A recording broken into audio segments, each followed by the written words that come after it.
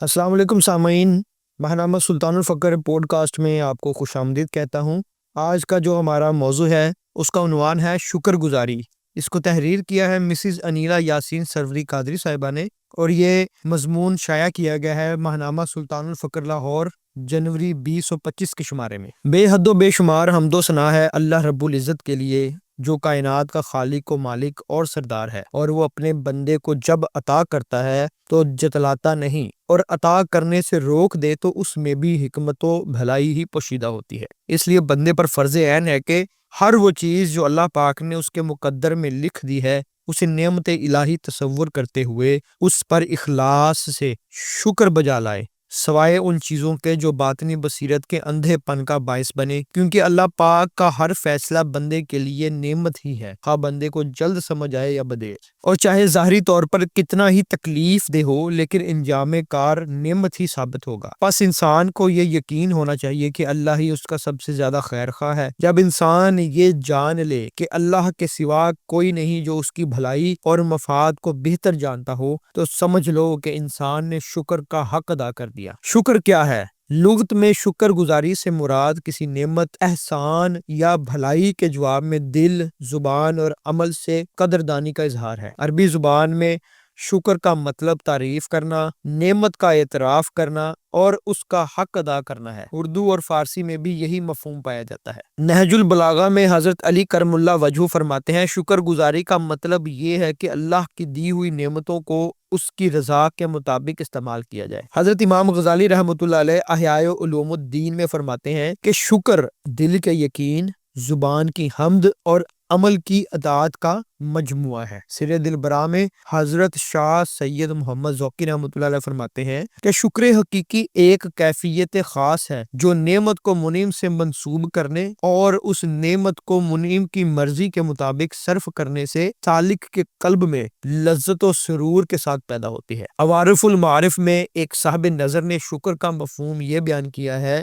کہ شکر یہ ہے کہ نعمت عطا کرنے والے یعنی منعم کو دیکھ کر ہر نعمت نظر سے اوجھل ہو جائے۔ سورہ نحل آیت نمبر 114 میں ارشاد ربانی ہے، پس جو حلال اور پاکیزہ رزق تمہیں اللہ نے بخشا ہے تم اس میں سے کھایا کرو اور اللہ کی نعمت کا شکر بجا لاتے رہو اگر تم اسی کی عبادت کرتے ہو۔ سامعین، شکر گزاری اسلام کی بنیادی اخلاقی تعلیمات کا اہم جز ہے۔ یہ انسان کو نہ صرف معبود برحق کی بندگی سکھاتی ہے بلکہ معاشرے میں بھی اعتدال، ہمدردی اور باہمی اخوت کو پروان چڑھاتی ہے۔ سورہ آل عمران آیت نمبر 145 میں ارشاد باری تعالیٰ ہے، اور ہم ان قریب شکر گزاروں کو خوب سلا دیں گے۔ صحیح بخاری حدیث نمبر 1130 میں سیدہ حضرت عائشہ صدیقہ رضی اللہ تعالیٰ عنہا روایت فرماتی ہے کہ نبی کریم صلی اللہ علیہ وآلہ وسلم اتنی دیر تک کھڑے ہو کر نماز پڑھتے رہتے کہ آپ صلی اللہ علیہ وآلہ وسلم کے قدم یا یہ کہا جائے کہ پنڈلیوں پر ورم آ جاتا۔ جب آپ صلی اللہ علیہ وسلم سے اس کے متعلق کچھ عرض کیا جاتا تو فرماتے، کیا میں اللہ کا شکر گزار بندہ نہ بنوں؟ بہت سامعین، شکر گزاری اللہ کی اطاعت و بندگی کا اظہار انبیاء و اولیاء کا وصف ہے جو بندے کو اللہ کی قربت عطا کرتی ہے۔ شکر گزاری بندہ مومن کو مایوسی، بے چینی اور بے قراری سے نکال کر راحت و فرحت، مسرت و شادمانی اور قرب و معرفت الہی کی راہ پر چلاتی ہے، جہاں منشائے الہی ہمیشہ اس کے شامل حال رہتی ہے۔ دلیل العارفین خواجہ معین الدین کے اقوال سے اقتباس ہے کہ شکر گزاری انسان کو اللہ کے قریب کر دیتی ہے اور اس کی روحانی ترقی کا ذریعہ بنتی ہے۔ حضرت امام غزالی رحمۃ اللہ علیہ اپنی تصنیف مکاشفۃ القلوب میں تحریر فرماتے ہیں کہ نبی کریم صلی اللہ علیہ وآلہ وسلم نے فرمایا، حمد رحمان کی چادر ہے۔ اللہ تعالیٰ نے حضرت ایوب علیہ السلام کو وحی فرمائی کہ میں طویل کلام کے بدلے اپنے اولیاء سے شکر پر راضی ہو گیا ہوں۔ شکر سب سے بہترین کلام ہے، شکر پر انہیں زیادہ عطا کروں گا اور ان کی مدت دیدار کو اور زیادہ کروں گا۔ حقیقی شکر گزاری یہی ہے کہ جب نعمت ملے تو اسے خوش دلی سے مالک حقیقی کی منشا اور رضا کے لیے استعمال کیا جائے، اور اگر نعمت نہ ملے یا چھن جائے تو مالک حقیقی کے لیے دل میں کسی قسم کی تنگی اور ملال کو آنے نہ دے بلکہ مزید محبت سے اطاعت میں مشغول ہو جائے۔ کشف المحجوب میں حضرت داتا گنج بخش رحمۃ اللہ علیہ فرماتے ہیں کہ شکر گزار بندہ وہ ہے جو مصیبت میں بھی اللہ کی نعمتوں کو یاد رکھے دیکھے اور صبر کے ساتھ اس کا شکر ادا کرے۔ شکر کی اقسام۔ شکر گزاری بندے کا اللہ سے تعلق مضبوط کرنے کا ذریعہ ہے۔ میرے مرشد کریم مجدد دین سلطان العاشقین حضرت سخی سلطان محمد نجیب الرحمن مدد اللہ الاقدس فرماتے ہیں کہ ہر حال میں اللہ پاک کا شکر ادا کریں۔ آپ سوچ بھی نہیں سکتے کہ اس نے آپ کو کون کون سی نعمتیں عطا کر رکھی ہیں اور وہ کیا کیا آپ سے واپس لے سکتا ہے۔ اگر وہ آپ کو سب کچھ دے دے اور صرف سکون قلبی ہی واپس لے لے تو آپ کیا کریں گے؟ کیمیائے سعادت میں حضرت عبداللہ بن مسعود رضی اللہ تعالیٰ عنہ فرماتے ہیں کہ شکر نصف ایمان ہے۔ سامعین، شکر کی 3 اقسام ہیں: شکر الجوارح، شکر باللسان، شکر بالقلب۔ شکر الجوارح یعنی اعضاء، آنکھ، ناک، کان، الغرض مکمل وجود کے ساتھ شکر ادا کرنا ہے۔ اللہ پاک نے انسان کو اشرف المخلوقات بنایا، اسے علم، عقل و شعور، فہم و فراست سے نوازا اور اسے مکمل اعضاء اور جوارح عطا کیے تاکہ وہ تمام عطا کردہ نعمتوں کو اس وحدہ لا شریک ذات کی عبادت اور قرب کے حصول کے لیے استعمال کرے۔ اگر انسان غور کرے تو اپنی ایک آنکھ کی بناوٹ پر بھی اللہ پاک کے شکر کا حق ادا نہ کر پائے گا۔ تو کیا کبھی سوچا ہے کہ اگر اللہ پاک دنیا جہان کی ہر نعمت دے دے اور سننے، دیکھنے یا چلنے کی صلاحیت ہی نہ دے تو پھر کیا ہوگا؟ انسان کے اعضاء کا اس پر حق ہے جس کی اسے فکر کرنی چاہیے، کیونکہ روز قیامت اس کے اعضاء اس کے حق میں گواہی دیں گے۔ سورۃ حامیم سجدہ آیت نمبر 20 میں ارشاد باری تعالیٰ ہے تو ان کے کان اور ان کی آنکھیں اور ان کے جسموں کی کھالیں ان کے خلاف گواہی دیں گے ان اعمال پر جو وہ کرتے تھے۔ صحیح مسلم کی حدیث نمبر 6932 میں رسول کریم صلی اللہ علیہ وآلہ وسلم نے ارشاد فرمایا کہ اللہ اس بندے سے راضی ہو جاتا ہے جو کھانے کے بعد اللہ کی حمد بیان کرے یا پینے کے بعد اس کی حمد کرے۔ سنن ترمذی حدیث نمبر 2035 میں فرمانے علی شان ہے کہ جس کے ساتھ بھلائی کی جائے اور وہ کرنے والے کو کہے جزاک اللہ خیر تو اس نے اپنی طرف سے بہترین شکر ادا کیا۔ شکر باللسان۔ زبان کی شکر گزاری میں یہ بھی شامل ہے کہ اس کا بہتر استعمال کیا جائے، اسے کسی کی دل آزاری کرنے، تہمت لگانے، غیبت کرنے، چغلی کھانے، جھوٹ بولنے یا ناشکری کے کلمات وغیرہ سے روکا جائے کہ بلا شبہ یہ کبیرہ گناہ ہے۔ سورہ ابراہیم آیت نمبر 7 میں ارشاد ربانی ہے اگر تم شکر ادا کرو گے تو میں تم پر نعمتوں میں ضرور اضافہ کروں گا، اور اگر تم ناشکری کرو گے تو میرا عذاب یقیناً سخت ہے۔ شکر بالقلب۔ شکر بالقلب سے مراد یہ ہے کہ اللہ کی وحدانیت کا اقرار کرتے ہوئے قلب اور باطن میں اس کی عطا کردہ نعمتوں پر شکر بجا لانا۔ انسانی قلب، روح یا باطن اس کی حقیقت ہے۔ امام الوقت سلطان العاشقین سخی سلطان محمد نجیب الرحمن مدد اللہ الاقدس فرماتے ہیں کہ اللہ پاک کی ذات کائنات کی ہر چیز میں موجود ہے اور کائنات سے بالا تر بھی ہے، لیکن انسان کا دل یعنی قلب اور باطن ایک ایسی جگہ ہے جو زمین و آسمان کے 14 طبقات سے وسیع تر مقام ہے، اس لیے اللہ پاک کی ذات مومن کے دل میں سما جاتی ہے۔ یاد رکھیں اعضاء اور زبان سے شکر ادا کرنا اس وقت تک فائدہ مند نہ ہوگا جب تک بندہ مومن کا قلب اللہ کی نعمتوں کا اعتراف نہ کر لے، کیونکہ قلب ہی ہے جو حقیقی اطاعت کرنے والا، حقیقی عبادت کرنے والا اور حقیقی شکر گزاری کرنے والا ہے۔ آفتاب فقر نور ہو سلطان العاشقین سخی سلطان محمد نجیب الرحمن مدد اللہ الاقدس فرماتے ہیں کہ لوگ تمہارے کارنامے دیکھتے ہیں اور رب تمہاری نیتیں یعنی باطن دیکھتا ہے۔ بس شکر بالقلب یہ ہے کہ نعمتوں کے مل جانے پر انسان اللہ کی خوب حمد و ثنا کرے، اور اگر نعمت چھن جائے تو حرف شکایت ہرگز زبان پر نہ لائے اور ناشکری سے بچے اور اسے منشائے الہی سمجھتے ہوئے سر تسلیم خم کر دے، اور یہ کہ ہر نعمت کے ملنے پر صرف اللہ ہی کو موجود جانے اور مخلوق کو اس معاملے میں معدوم سمجھے۔ سورہ النحل آیت نمبر 53 میں ارشاد باری تعالیٰ ہے اور تمہارے پاس جتنی نعمتیں ہیں وہ تو اللہ کی دی ہوئی ہیں۔ شکر بالقلب راضی بارضا رہنے کا نام ہے اور یہ شکر کی سب سے اعلیٰ صورت ہے۔ حضرت داؤد علیہ السلام نے اللہ تعالیٰ کی بارگاہ میں عرض کی اے پروردگار میں تیرا شکر کیسے ادا کر سکتا ہوں، حالانکہ میرا شکر ادا کرنا بھی تو تیری ایک نعمت ہے جس پر شکریہ واجب ہے۔ اللہ تعالیٰ نے فرمایا اے داؤد علیہ السلام اب تو نے میرا شکر ادا کیا ہے۔ شکر کرنے والوں کے مراتب۔ سامعین، صوفیہ کرام کے نزدیک شکر ادا کرنے والوں کے 3 مراتب ہیں جو ان کے انداز شکر، اخلاص اور اللہ پاک سے قلبی تعلق کی بنا پر ہیں۔ نمبر 1 عوام کی شکر گزاری، نمبر 2 خواص کی شکر گزاری، اور نمبر 3 خاص الخواص کی شکر گزاری۔ عوام کی شکر گزاری کا ابتدائی درجہ ہے جس میں انسان ضروریات زندگی کے پورے ہو جانے پر محض زبان سے الحمدللہ کے کلمات ادا کرتا ہے۔ اس شکر گزاری کا تعلق انسان کی اپنی ذات تک ہی محدود ہوتا ہے۔ خاص کی شکر گزاری، خاص اللہ تعالیٰ کی عطا کردہ نعمتوں کو دل سے تسلیم کرتے ہوئے شکر بجا لاتے ہیں اور اللہ کی عطا کردہ نعمتوں کو رضائے الہی کے مطابق استعمال کرنے کی کوشش کرتے ہیں۔ یہ اپنے تمام احوال میں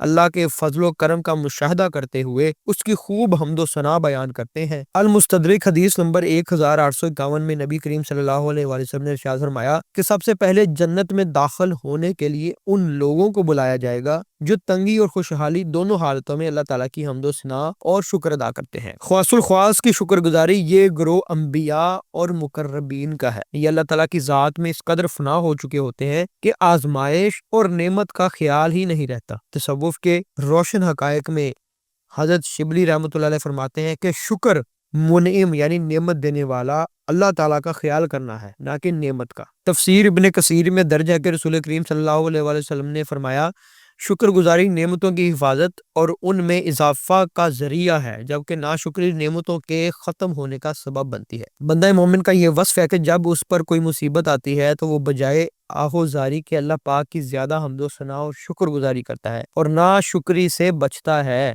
تعلیمات و فرمودات سلطان العاشقین میں درج ہے کہ میرے مرشد کریم سلطان العاشقین مدظ اللہ الاقدس فرماتے ہیں شکر کرنے والے کو دعا نہیں مانگنی پڑتی، کیونکہ اللہ کا وعدہ ہے کہ جو اس کی نعمتوں کا شکر ادا کرتا ہے وہ اس کی نعمتوں میں اضافہ کرتا ہے، یعنی شکر کرنے سے بن مانگے ہی نعمتیں بڑھ جاتی ہیں، جبکہ ناشکر شخص کی دعا قبول نہیں ہوتی۔ ناشکرہ انسان تکبر، انا اور ہٹ دھرمی اختیار کرتے ہوئے اللہ پاک کی عطا کردہ نعمتوں کا انکار کرتا ہے، نتیجتاً وہ ہدایت سے دور ہو کر نافرمانوں میں شامل ہو جاتا ہے۔ تصوف کے روشن حقائق میں درج ہے کہ حضرت ابن عطا اللہ سکندری رحمۃ اللہ علیہ فرماتے ہیں جس نے نعمتوں کا شکر ادا نہیں کیا وہ اس کے زوال سے دوچار ہوا، اور جس نے شکر ادا کیا اس نے اسی کے ساتھ مقید کر لیا۔ ناشکری کے عوامل، قرب و معرفت الہی کے لیے یہ جاننا بھی نہایت ضروری ہے کہ کن عوامل سے انسان ناشکری کا مرتکب بنتا ہے تاکہ ان سے بچا جا سکے۔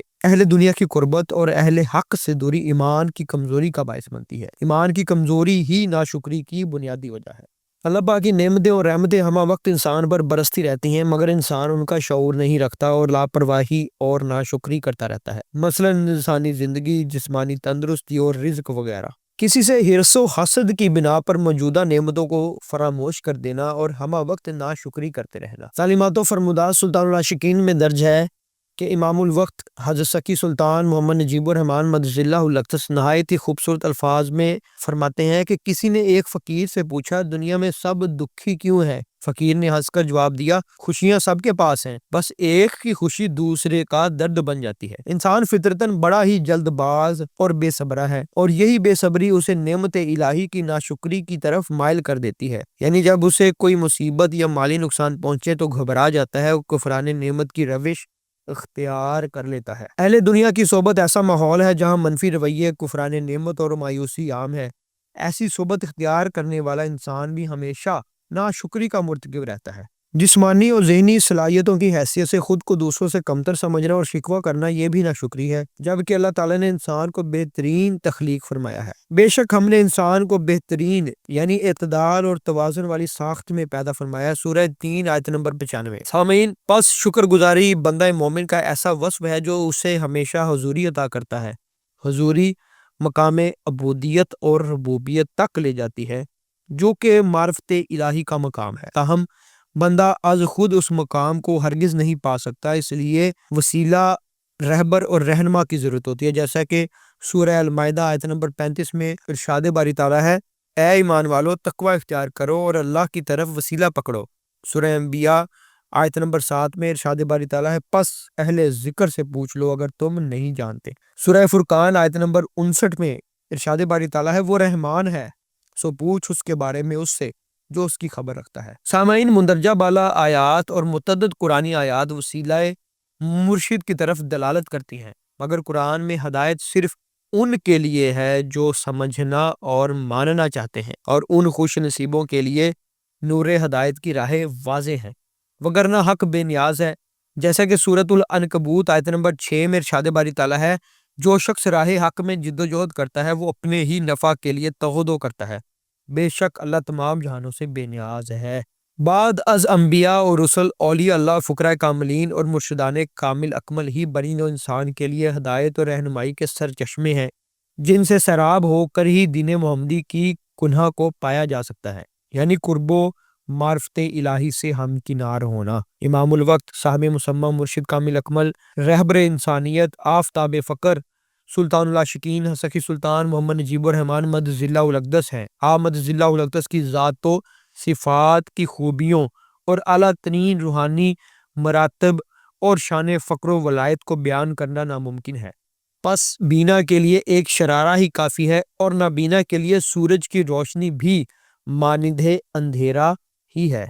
آپ مدظ اللہ الاقدس عشق الہی کا وہ سمندر ہے جس کی ایک بوند بھی طالب صادق کے قلب پر پڑ جائے تو وہ اسم اعظم سے فنا فی اللہ بقا باللہ کی منازل یک لمحہ طے کر لیتا ہے۔ اللہ پاک سے التجا ہے کہ وہ آقا پاک صلی اللہ علیہ وسلم اور اہل بیت اطہار رضوان اللہ علیہم اجمعین کے وسیلے سے ہمیں مرشد کامل اکمل سلطان العاشقین مدظ اللہ الاقدس کی نگاہ کامل سے ہمیشہ بہرہ مند فرمائے، آمین۔ سامعین، اس مضمون کو تحریر کرنے کے لیے جن کتب سے استفادہ حاصل کیا گیا اس میں شامل ہے تعلیمات و فرمودات سلطان العاشقین، جس کو ترتیب اور تدوین دیا مسز امبرین مغیث سرور قادری صاحبہ نے، اور اس کے علاوہ مکاشفۃ القلوب اور احیاء العلوم جو کہ تصنیف کردہ ہیں حضرت امام غزالی رحمۃ اللہ علیہ کی، اور اس کے ساتھ تصوف کے روشن حقائق جس کو تحریر کیا ہے حضرت شیخ عبد القادر عیسیٰ الشاذلی رحمۃ اللہ علیہ نے۔